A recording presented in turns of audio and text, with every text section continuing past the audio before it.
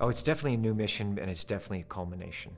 It is all of it. I think all of the films have led to this film. I think all of them, in terms of the story, the characters, I think in terms of what we've learned about all the missions, and really to be able to push a mission to this kind of epic scale and big, emotional, entertaining journey. So you just look at it visually, it's original, but it's still in the Mission Impossible family. And as I say, all the films have led to this.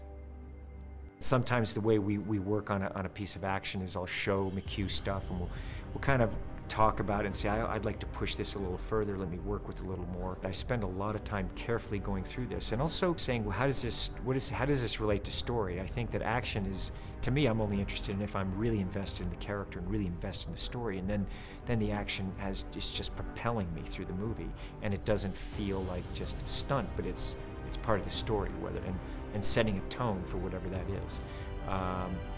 So whether it's comedy or drama, that's what we're looking for. But I spend a lot of time, well over a year, training on that for the helicopter sequence, meticulously going through it and getting the best guys to really challenge me on my ability and my skill. And I'm also someone I'm constantly kind of like taking it right up to the edge of how far can I go, but I try not to exceed what I feel is my own personal ability in that area, and what's needed for the story. That's always the most important. Boy, that's hard to say, because I basically can look at my whole life in terms of films that I've seen. To just name one, there's just so many films that have been memorable to me. I love movies, and I can remember, since a little kid going to the theater and what it meant to me, or a drive-in, and when the lights go down, and I'm just taken on a journey going to places that I didn't even know existed, or different worlds that I wished were real, and incredible adventures, drama, comedy.